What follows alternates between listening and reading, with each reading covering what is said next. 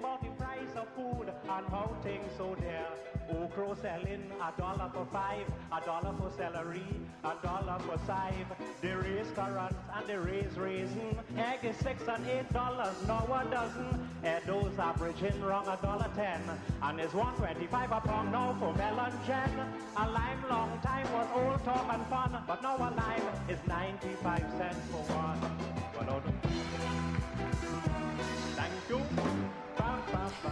Welcome back to the morning edition. We shift gears now. We're going to be talking a little bit about food now, food sustainability and perhaps maybe security. Now, if you've had any issues, if that issue of food sustainability and security was a nebulous idea to you, the war in Ukraine should really put some perspectives on that. So we're going to be talking about that today. And then joining us on Zoom is the former head of the United Farmers Union, Shiraz Khan, and he's here to discuss the issue, of course, of food sustainability and development of the local agri-sector. Good morning to you, Shiraz. He told me to call him Shiraz, people. Good morning to you, Shiraz, and welcome to the morning edition. Good morning, Lance. Good morning to you, your viewers and your listeners. Thanks for having me. So you are we know that you're the former president of the United Farmers Union. No, it's Trinidad and Tobago Farmers Union. Trinidad and Tobago Farmers Union. Trinidad and Tobago Farmers Union. Farmers Union, yeah. And right now you're wearing the hat of what? Our executive member. The executive member. So we're talking about food sustainability. It's an inexhaustible topic. It's very current and at this time, given the rising cost of food, imports and locally produced food as well. But put that into perspective for us before we get into the meat of the matter. Lance, for a very long time, many years now, agriculture has been treated as the bastard child of the economy. We have not been given the necessary support or programs or plans to take the sector forward. We had a lot of lip service from governments before, government come again, government go on, government come. We keep getting a lot of lip service. We have a lot of programs that well started and nothing happens thereafter. We continue to not deny our local farmers the ability to produce by bringing in cheap, heavily subsidized products into the country and thereby putting a farmer at a strain. While our local production, take for instance, in the beginning of this month, our feeds went up by in some cases 15 to 25% because we had an issue where dairy feed, which is like in my main sector, dairy feed went up by $24 in a bag. And then what you have happening that the poultry feed didn't go up. So all the strain from, instead of raising the poultry feed, went into all the other livestock feed that puts strain on the farmer. And then we have to compete with meat that is being dumped into Trinidad and Tobago. And on this very set program from 2019 to 2021 to 2020, you would have the Minister of Agriculture and Programs calling on people to buy local. And I'm sure you're quite aware of his call to buy local and to support the local industry and do not buy the rejected dumped meat into the country. And lo and behold, just before the Christmas last year, he was removed from office, so we didn't get that call coming in. But you had, and we can prove it in data, we don't have the time to go into it now, that the import of those meat came into the country at a very high quantities in metric tons. It almost had about what? About nearly 40 metric tons additionally imported in the country compared to the last 3 or 4 years. And at very cheap prices. Very cheap prices. Because what happened is that I could share with you. I have, but I don't have the technology. I don't have the way how to move from my screen to those screens. That's it had meat selling the cheapest meat that is being sold in the U.S. as of the weekend gone. That weekend gone there, I got pictures and prices. Was the cheapest one was $6.99 and $7.99, up to $18.99 a pound meat was sold in the U.S. Right? So for convenience, if you check 7, 8, you understand, and you have people advertising on billboards and on the internet and so on, meat selling at $25 a pound. Lamb stew is selling at 25, goat curry selling at $26 a pound, being advertised in Trinidad. So how could meat come from the US and can't even compete with their price in the supermarket in the US? And Shiraz, that's the question. And I mean, you have given the context, you have explained it, but I think perhaps you might need to emphasize it just a little bit more, because the question, people ask the question, how is it that foreign products, foreign produce, is so much cheaper than local produce? Well, And of course, if you're dealing with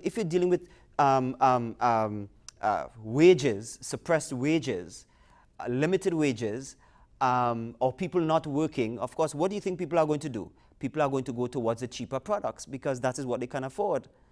But then, but then you are saying that competing prices and factors in Trinidad and Tobago are making it very difficult for the local farmers to compete with the imports. Am I correct? Such as increased. Quite agree. Because what happening is that if I live in the US and I'm producing, I am getting everything at hand.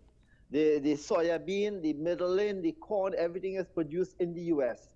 And they are being subsidized. In fact, they are being paid at times not to produce, right? They are paid for not to produce at time, and they are heavily subsidized. Whereas those products that comes into the country, from chemical to feed inputs to micro ingredients for feed into fertilizer, come into our country with freight and charges and insurance and all of that. So it come at a higher price. So how could we compete with people when everything is coming into our country from not Tobago, Guyana or somewhere? It's coming from the US via freight or air or sea, and it is at a big markup. And then you have the unscrupulous companies that market up very high, bring it in January, but raise the prices February, March, April, May, until the produce is finished because of foreign exchange fluctuation. And most people have to be buying foreign exchange via the black market to bring in their products. Now, so you have an uneven playing field. An uneven playing field.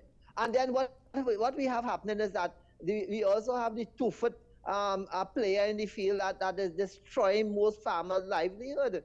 And you're talking about Peter Lassany, you're talking about bandits. But what happening is that, remember, on the Joint Select Committee on Food Fraud in 2016, it was proven that the meat that was being brought into the country was dumped meat that was expired and stamped pet food and brought into the country. It's not me alone say that. Ministers have been saying that for 3-4 years. Former Minister Clarence Rambrat. So what happening is that, how could you bring meat and with all the charges and still sell it cheaper than what it is being sold in the US? It can't be the same meat, Lance. Yeah, Shiraz, I know once we get you talking on food and agriculture and so on, I know you're very passionate. We could have you here for the entire day. And so some questions that I would want to ask you may not be able to be addressed. I wanted to talk about, I wanted to focus on two issues, right? One, I want you to speak on, you've talked about not having the necessary support, and I support legislative and policy support from government that is lacking. I want to ask you if you can name a few things that your industry would need in order to thrive. One, and let's move away from the government for a bit, because I know you have been talking to governments over the years in terms of what to put in place to ensure that the local industry thrives. Let's talk as well about what we can do as a people to ensure that there is food sustainability and food security. So two issues. One, what is needed from on the government side to provide the kind of support that you need, and also what can we do? Well, Lance, let me tell you something. A lot have to depend on the government. Just like as I told you, the government support in Americas and in North America, Europe is being heavily subsidized, because what happening is that you can bring a car in, polish it up and put a markup and sell it. Whereas we can't do that with our produce, right? You can't plant a tomatoes today and shine it up and get tomatoes tomorrow. or you can't buy a goat today and expect to get a young one and fatten it up and get it sold by in a week time. It's a process. It's a long process to get that done. So that you have to have government support in one way or the other to get it going. Additionally, some of the major things that the government control is the land tenure of our country. The government have to give land leases. And you would remember from way back when that has been a long plaguing problem, right? Because we cannot seem to get our hand on giving people their leases so that they can continue to produce food in this country comfortably without expecting a bulldozer. The second thing is that the regional and the wholesale markets are controlled by government, right? There was a prices commission set up in 2007. It no longer exists. So we have no restraint, no sort of a regulation to find out why things are being changing prices and so on. We have nobody regulating importation of chemicals and pharmaceuticals that comes into the country. And then the other thing about it is that we have no control over the increase of gas, of oil, parts for the vehicle, and we have no control over access roads or repairing roads or getting roads repaired that is usable for farmers. So these are some of the constraints that we as farmers operate with, live with. We still continue to survive, and we still continue to produce and feed the country. Remember that. Because I mean, when I listen to you and the woes that you have listed and I've been writing, I'm saying, but how are you all surviving if none of these things and you're able to affect? But what is affecting me is also affecting you, Lance. I know. What is the bad road, the gas, the oil, everything, the razor tires, the price of tires, all of these things affect us. So what's happening is that we survive with all those problems. We continue to survive and eke a living. But what happened is that some of us need to get some of those comfort zones put in place so that we could continue, because I don't want no money from the government and most farmers in this country. We don't want handouts. All we are saying is put in necessary infrastructure in place, get the larceny squad running properly. Lance, you wouldn't believe, since 2014, the Chemistry, Food and Drug Lab has been shut down. Are you aware of that? Yes, I am.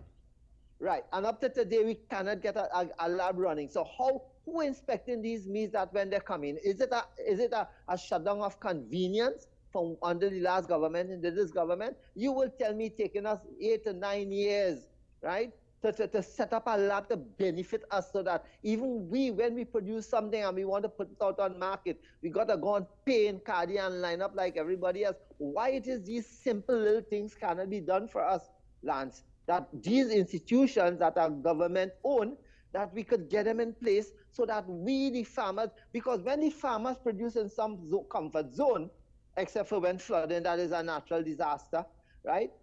When flooding occurs, we have no control over that. And then the other thing about it is that you have a gross amount of middlemen that comes in, and the farmer get the same price that is going wholesale, but his product is selling 3 and 4 and 500 times what the farmer get for it. How do you control that? How we as farmers control that? Could we as individuals control that, except that we start our own processing, but then what happening is that you have limited amount of cold storage package, and then you have a situation where overtime is not being paid, and people work there on the normal 73 or 84 hours or 9 to 5.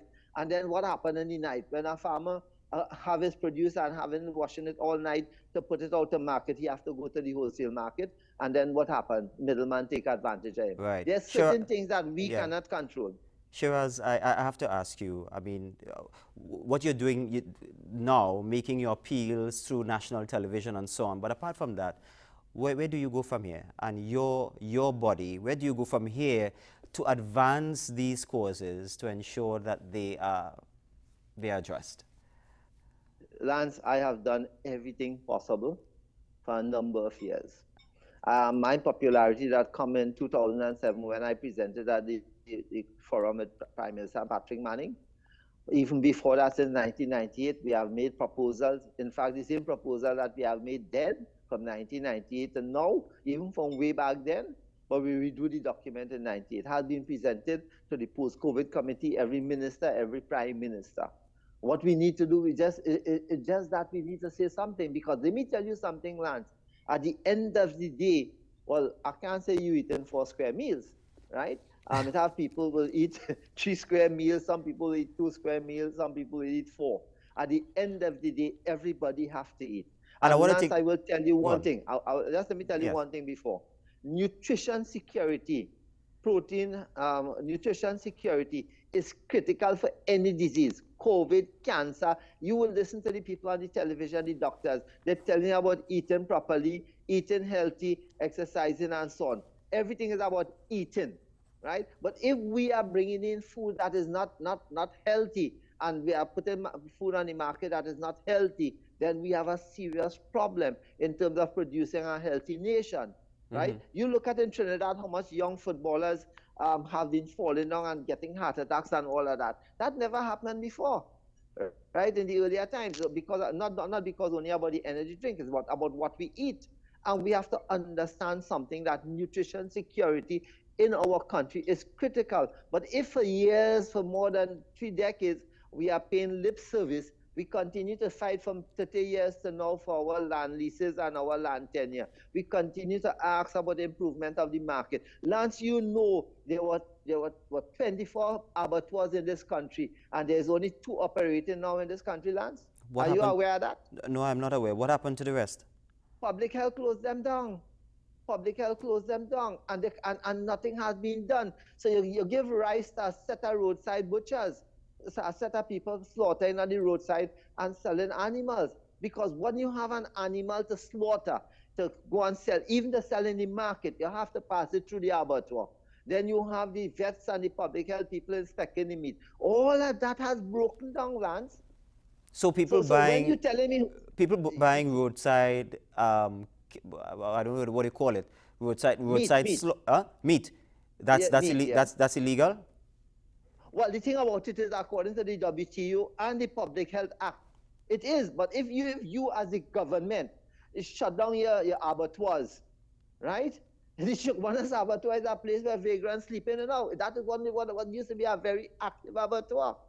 All Princestown, all of those places, the abattoir is shut down. Yeah, So if wow. it is you as a state enterprise, I ask you, don't take me for granted.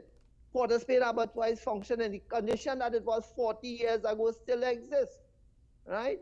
You understand what I'm saying? Interesting. Shiraz, So, we just have a few more minutes. So I want you to speak to the people of Trinidad. And I know you want a whole day. We can't give you a whole day. and I don't want to hold it. I want you to speak to the people of Trinidad and Tobago. What can we do to ensure you made a point that we all, at the end of the day, we all have to eat. But the problems continue. The problems continue from the policymakers' side, but we have to eat. What is your advice to the people of Trinidad and Tobago?